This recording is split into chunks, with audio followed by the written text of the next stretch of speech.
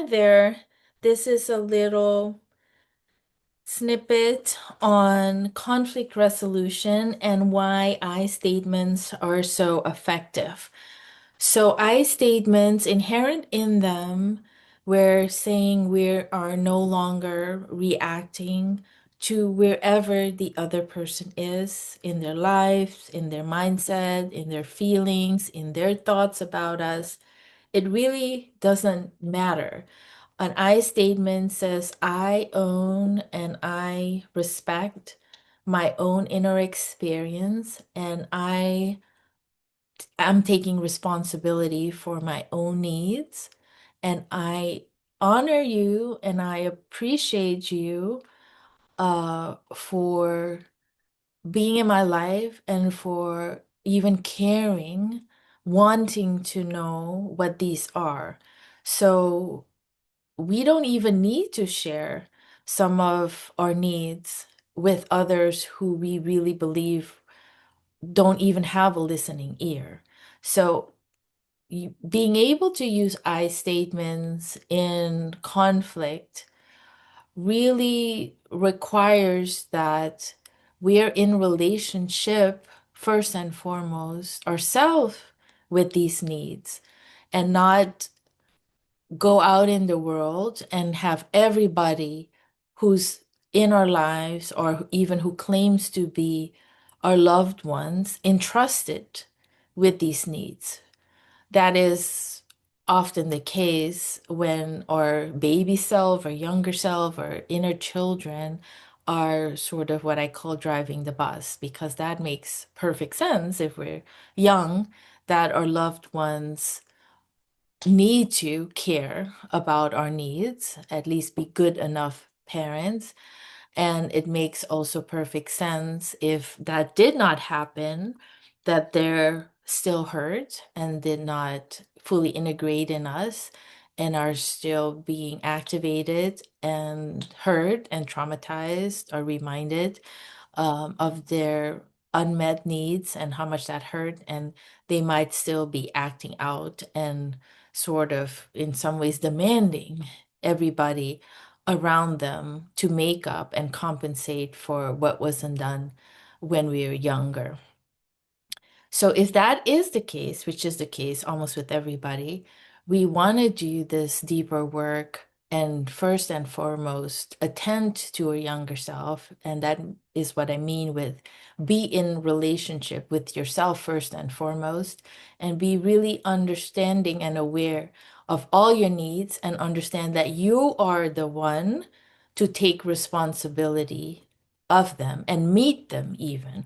So now when we go out in the world, it's not that we are putting the responsibility of all these unmet needs on others.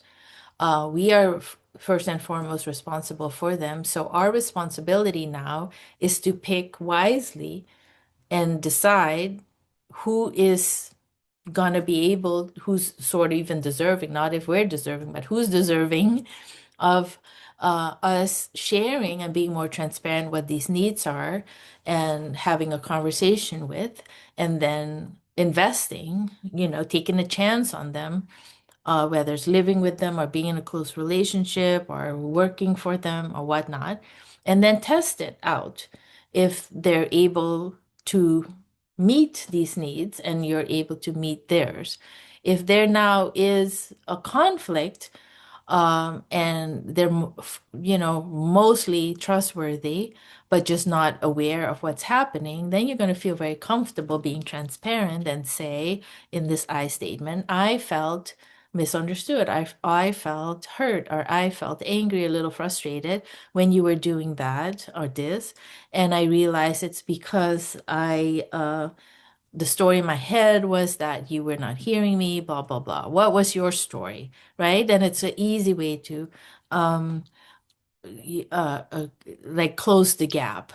But if, let's say, you're now gathering information and seeing that that person is not even interested in the slightest in respecting the differentness in you, or you are also not respecting them as different people, and immediately, for example, upset if you have a certain need that they don't naturally or inherently get or mirror or are all about, and you're very upset and insulted and offended by that, then it is, what is happening is there's some symbiotic or enmeshed dynamic happening where either two children or two younger selves are really sort of lashing out at each other and wanting this perfect and complete validation and mirroring.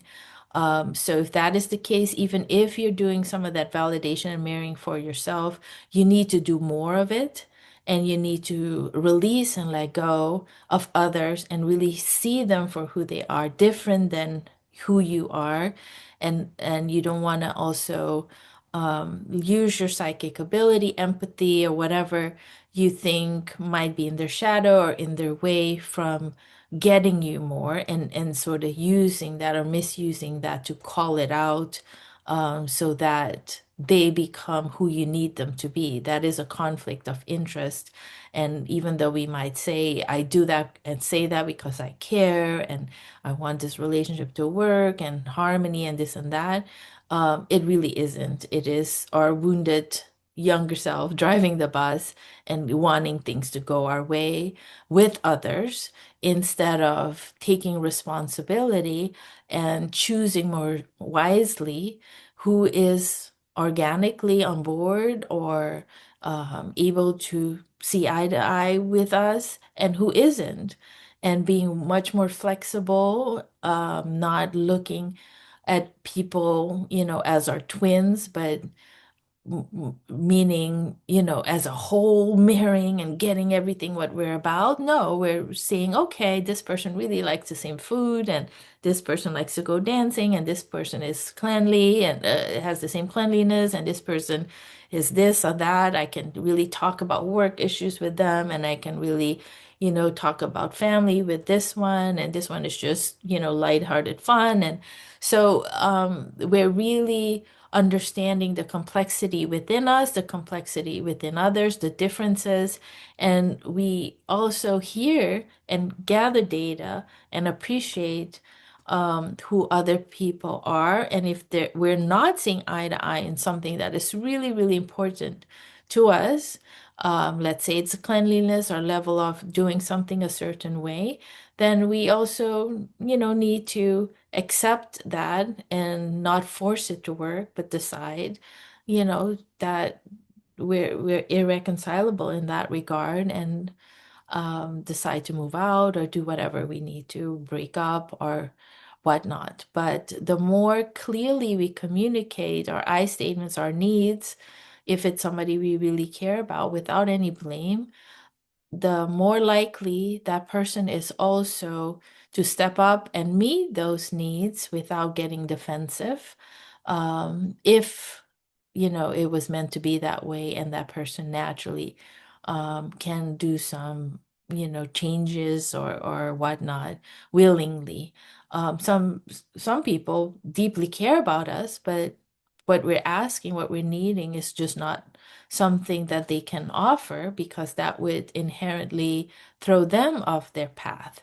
And so being differentiated allows us to celebrate that and be totally okay with that, instead of like seeing it as um, them being neglectful or whatever the case may be. And even if, let's say, it is because there's some shadow issues, not just the preference and personality, we still need to respect wherever they're at on their journey and honor their limits. And if they're saying that you're right, I need to change some of that, but I don't foresee myself outgrowing this in the next year or two or whatever, we need to respect that difference as well. And honestly, that is kind of what happened with our parents too when they neglected us emotionally, physically, whatever they did. The more we recognize them as humans with limitations, and can outgrow the hurt that is deep, runs deep, and we're babies, totally dependent on them.